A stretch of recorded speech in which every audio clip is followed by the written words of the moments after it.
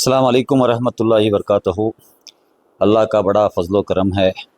मालिक ने Davangere south constituency के लोगों को एक सुनहरा मौका अता किया है।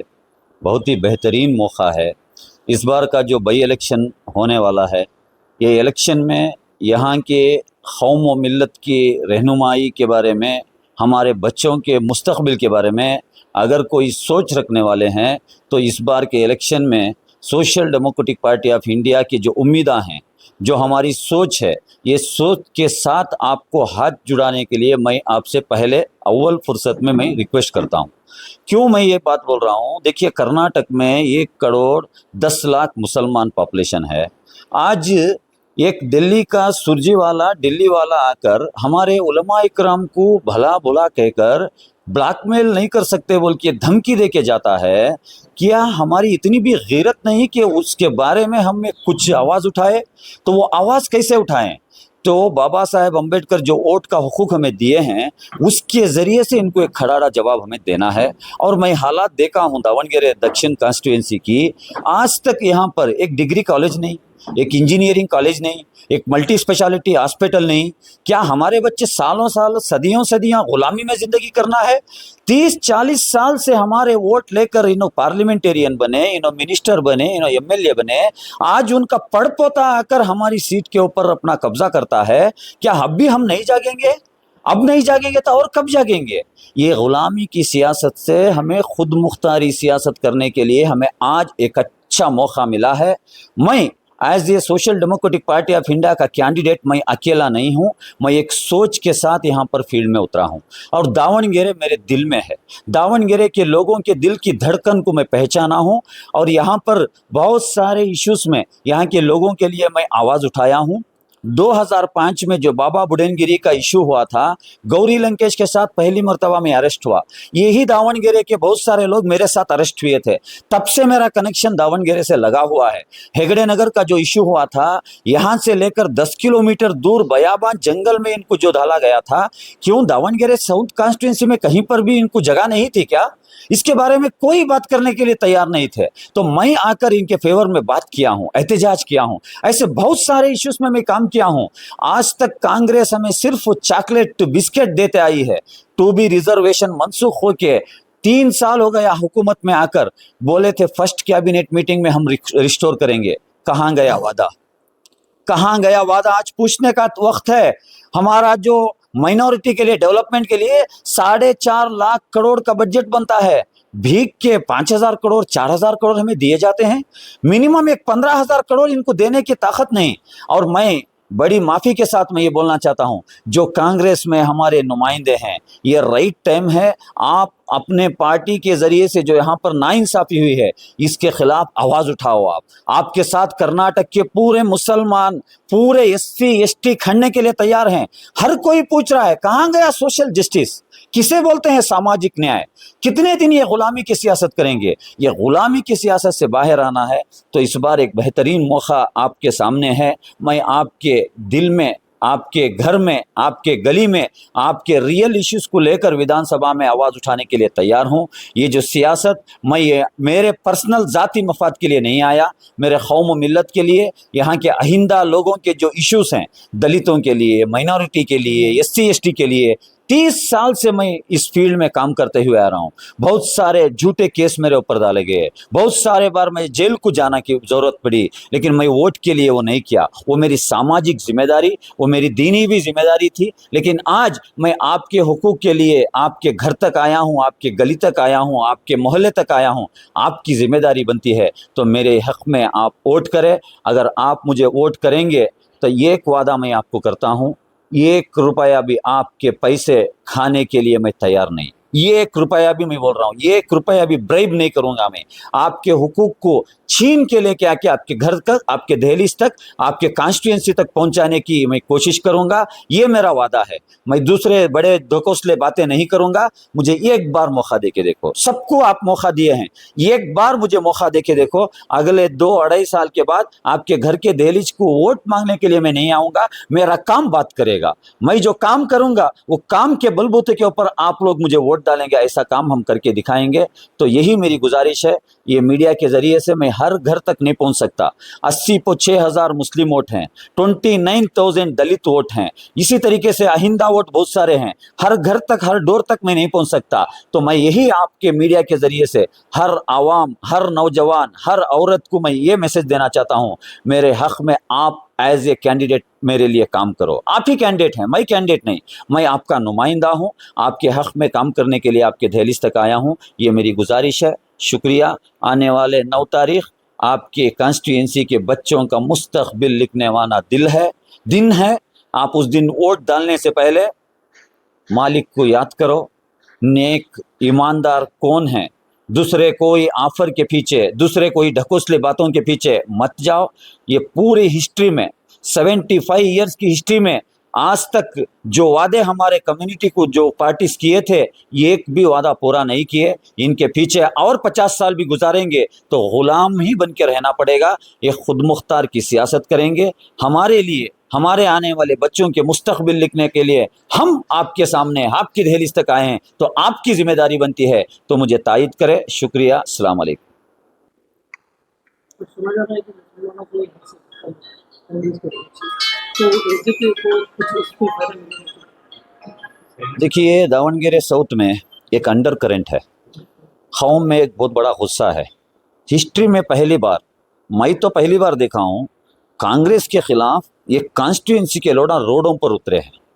ये जो दर्द है, ये दर्द को एक दवा भी ज़रूरी है। तो वो दवा क्या है?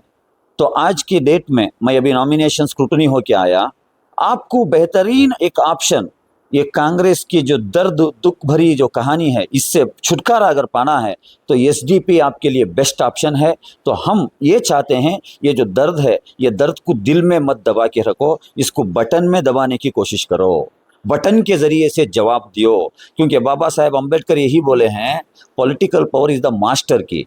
इसको सही इस्तेमाल करना सीख जाओ तो इन्हों तुम्हारे कदमों को चूमने के लिए आएंगे।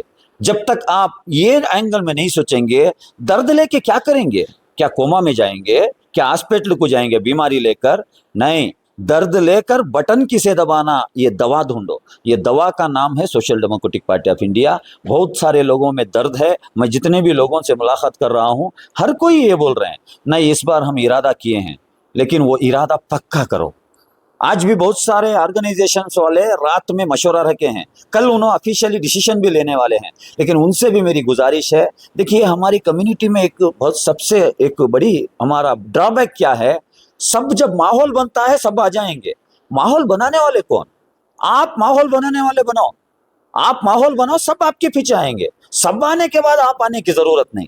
तो इंडिविजुअल फर्दन में हर ऑर्गेनाइजेशन, हर मस्जिद कमेटी, हर मोहल्ले के नौजवानों से गुजारिश करता हूं, आप पहल करो, आपके पीछे सब लोग आएंगे। तो एक नया एक इतिहास हम लिखेंगे, हमारे मुस्तकबिल। अभी नहीं तो कभी नहीं, याद रखो, अभी नहीं तो कभी नहीं। वंस ये बार अगर ये मौका हम हाथ से गवा लिए, और 50 साल आपको गुलामी में ठेलने की साजिश यहाँ चल रही है। बस इतना मैं बोलना चाहता हूँ। सर, रूमर्स है कि एसडीपी खड़ने से जीत नहीं सकती और बीजेपी को जिताएगी, ऐसा रूमर्स है, ये किस तरह ब्रेक करना है? देखिए, जीत हार ऊपर वाला लिखने वाला है। हम हमारी लड़ाई लड़ने का हमें कोशिश करना है। वैसा सोचेंगे तो इंडिया को इंडिपेंडेंस नहीं मिलता था। इंडिपेंडेंस मिलने में क्या ब्रिटिश आसान से दे दिए क्या? कितने लड़ाई लड़ना पड़ा। दिल्ली में सिंगू बॉर्डर में फार्मर्स, 200 फार्मर्स शहीद होने के बाद वो एहतजाज में कामयाब हुए। ये लड़ाई है, ये एकदम जीत मिलने वाले नहीं। लेकिन ये लड़ाई की शुरुआत एसडीपी कर चुकी है। जीत जरूर हमारी ही होगी अगर पूरे मिलके हमारे हक में वोट करेंगे। क्यों हम नेगेटिव सोचना, पॉजिटिव सोचो। नेगेटिव सोचने की जरूरत नहीं, मुस्बत सोच रखो। 100% एसडीपी जीतेगी अगर आप एसडीपी के हक में वोट देंगे। एजेंडा लेकर आपको कर रहे हैं वोट की? जी, एजेंडा क्या एजेंडा है सर? मेरा सबसे बड़ा एजेंडा यह है, दावणगेरे साउथ के लोगों के जो 40-50 साल से जो इनको महरूम रखा गया है, ये हुकूक इनको दिलाने का सबसे अहम एजेंडा है मेरा।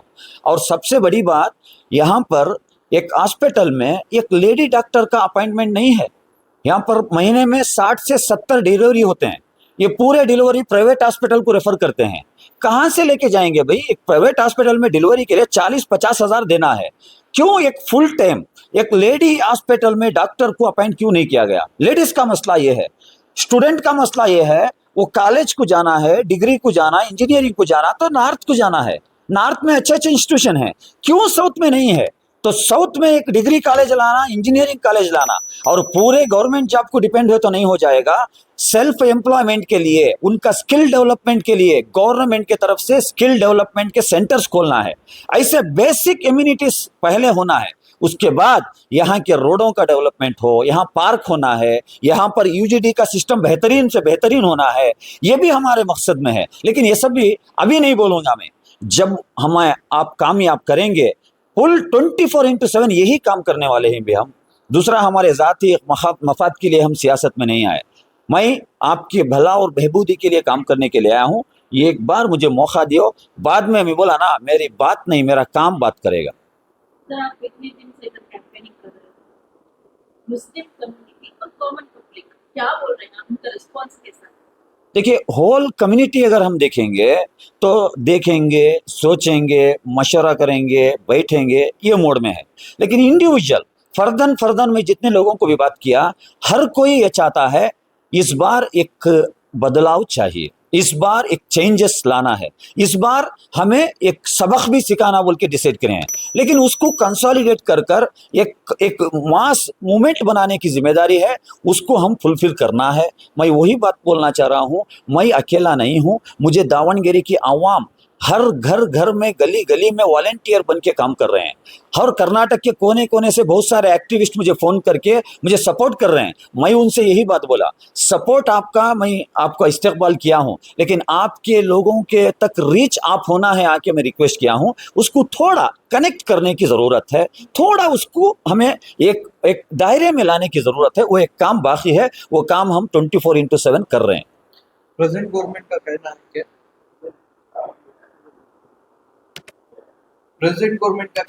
प्रेजेंट गवर्नमेंट माइनॉरिटी कमेटी को एक गारंटी दी थी, वो गारंटी फ्री बस पास देते बोल के नहीं, 2B रिजर्वेशन को रिस्टोर करेंगे बोल के गारंटी दी थी।